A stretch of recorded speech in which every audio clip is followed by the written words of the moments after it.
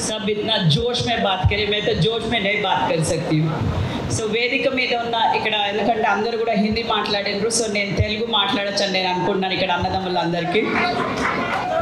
So వేదిక మీద ఉన్న పెద్దలందరికీ కూడా ఈరోజు పార్లమెంటరీ అభ్యర్థి నాగేందర్ గారికి మరియు ఈరోజు ఇంత పెద్ద meeting parliamentary booth meeting organise చేసిన మన ఫెరోజ్ భాయ్ గారికి మరి వేదిక ముందున్న పెద్దలందరికీ కూడా నమస్కారాలు తెలియజేస్తూ మరి వేదిక ముందున్న మన మీడియా మిత్రులకి మన అన్నదమ్ములకి కాంగ్రెస్ కుటుంబ సభ్యులందరికీ కూడా మనస్ఫూర్తిగా నమస్కారాలు తెలియజేస్తున్నాను. అయితే ఈరోజు అందరూ కూడా అన్ని మాట్లాడారు. మీ అందరికీ తెలుసు నేను వచ్చి ఒక 10 రోజులు కూడా కాలేదు కాంగ్రెస్లోకి. మన యాత్ర బీఆర్ఎస్లో జాయిన్ అయ్యి, కానీ మన బ్లడ్ ఎప్పుడు కూడా కాంగ్రెస్లోనే ఉంది. మీ అందరికీ తెలుసు మా నాన్న 50 ఏళ్ళు కూడా కాంగ్రెస్లో ఉండి కొన్ని కారణాల వల్ల ఒక తెలంగాణ అంటే ఆయన 1969 నుంచి తెలంగాణ పోరాటానికి కొట్లాడుతూ కాంగ్రెస్ లీడర్గా ఈరోజు ఒక తెలంగాణ కోసం కొట్లాడాలనేసి మన బీఆర్ఎస్ పార్టీలో జరగడం జరిగింది. అయితే ఒక 10 ఏళ్ళు అక్కడ ఉన్నాము. కానీ ఎంతకైనా ఘర్ వాపసి అనేది మీ అందరికీ తెలుసు. మా నాన్న వెరీ క్లియర్గా మీకు మన మీటింగ్లో కూడా చెప్పడం జరిగింది. మనం అందరం తీర్థయాత్రలు చేస్తాము, తీర్థయాత్రలు చేసినాక ఇంటికి పోవాలి ఒక రోజు. అదే నేను ఇంటికి కూడా వచ్చేసాను, నా కాంగ్రెస్ పార్టీలోనే నేను సావాలని అనుకుంటున్నా అని ఆ పెద్ద మనిషి చెప్పినప్పుడు, ఆయన నాతో మాట్లాడినప్పుడు నేను కూడా తప్పకుండా ఆయనకు సహకరిస్తాననేసి కూడా నేను రావడం జరిగింది ఈ పార్టీ లోపల. దేనికి కూడా నేను ఇది అవ్వట్లేదు. సో నిన్న రేవంత్ రెడ్డి గారిని అంటే పదే కూడా ముఖ్యమంత్రి గారిని కలవడం కూడా చాలా సంతోషం అనిపిస్తుంది. ఎందుకంటే మీకు తెలుసు కొన్ని కారణాలు, చాలా కారణాలు నాకు తెలుసు. నా ఒక్క ప్రయాణము బీఆర్ఎస్ పార్టీతో మొదలు పెట్టినాక, నేను అమెరికా నుంచి వచ్చినాక ఇక్కడ మొదలు పెట్టినాక ఒక 10 ఏళ్ళు ఆ పార్టీలో పనిచేసి మాకు తెలుసు మేము కొన్ని కష్టాలు పడ్డాము. పదవులు అనుభవిస్తూనే మాకు అంటే కొన్ని కారణాలు ఉంటాయి, అవన్నీ ఇప్పుడు పబ్లిక్ ముంగలు కూడా మనం చెప్పుకొని అక్కర్లేదు. ఎందుకంటే ఒక పార్టీ నుంచి మనం బయటకు వచ్చినామంటే వాళ్ళని దూషించని అక్కర్లేదు. అందుకనేసి ఏదో వచ్చినాం మంచిగా వచ్చినాము, ఈ పార్టీలో ఇప్పటి నుంచి ఈ పార్టీకి పని చేయాలా. సోనియా గాంధీ నాయకత్వం ఏ రోజైతే మా నాన్నగారు పని చేసుకుంటూ అంత పెద్ద పదవులు అనుభవించిండ్రో అదే విధంగా కూడా మనం ఒక సైనికుల్లాగా ఒకవేళ కేశవరావు కూతురు అని అందరూ అనుకుని అరే ఆమె ఎమ్మెల్యేగా నుంచుంటుండే కదా, మరి ఆయన CWSలో ఉన్నప్పుడే PCC ప్రెసిడెంట్ ఉండగానే మా తమ్ముళ్ళకి ఎవరికన్నా ఇచ్చి ఎమ్మెల్యేగా నుంచోబెడుతుండే. కానీ మేము ఎప్పుడు ఆ పదవులకు ఆశించలేదు.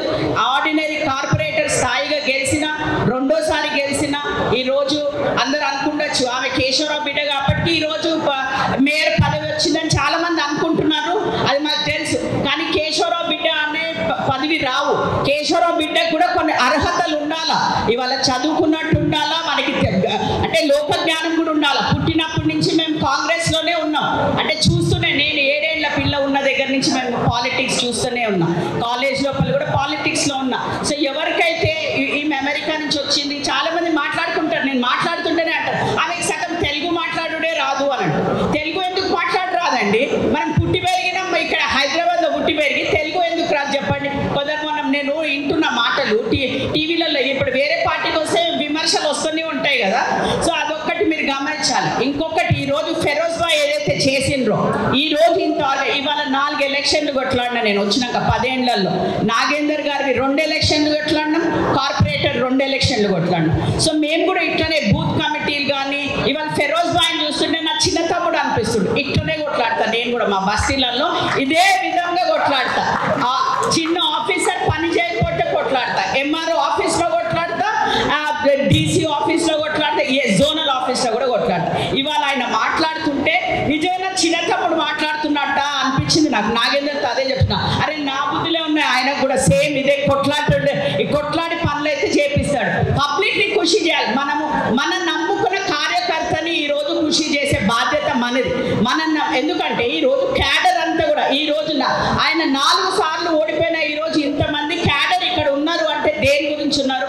ఆయన చేసే పనితీరు, ఆయనతో ఉన్న మీ అందరూ మీరు ఎవరైతే ఇక్కడ ఉన్నారు ప్రతి ఒక్క కార్యకర్త ఆయనకు సపోర్ట్ ఇచ్చుకుంటూ 4 సార్లు ఓడిపోయినా మీరు ఓపికతో ఉండి ఆయనకి ఓపిక ఇస్తున్నారు చూడండి. మీ అందరికీ కూడా మనస్ఫూర్తిగా నేను నమస్తే చెప్తున్నాను. ఎందుకంటే క్యాడర్ని మెయింటైన్ చేయడం మాకు కూడా తెలుసు. అంటే ఎంత కష్టం ఒక క్యాడర్ని మెయింటైన్ చేయాలో మాకు తెలుసు. ప్రతి ఒక్క దాంట్లో చిన్న చిన్న ఉంటాయి, అలుగుతారు మీరు, మీకు అది కరెక్ట్, మీకు రైట్ ఉంది, ఎందుకంటే మీరు మమ్మల్ని అంత నమ్ముతారు కాబట్టి.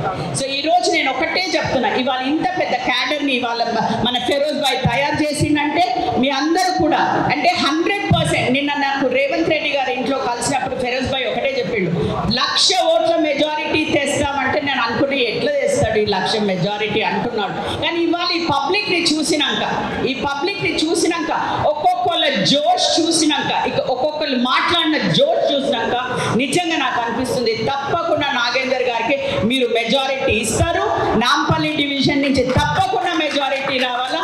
ఇంకేమన్నా మీటింగ్లు ఉంటే మళ్ళీ తప్పకుండా నేను వస్తా, మళ్ళీ నెక్స్ట్ టైం హిందీలో మాట్లాడతా. Thank you. మీ అందరికీ కూడా నమస్కారం. Thank you.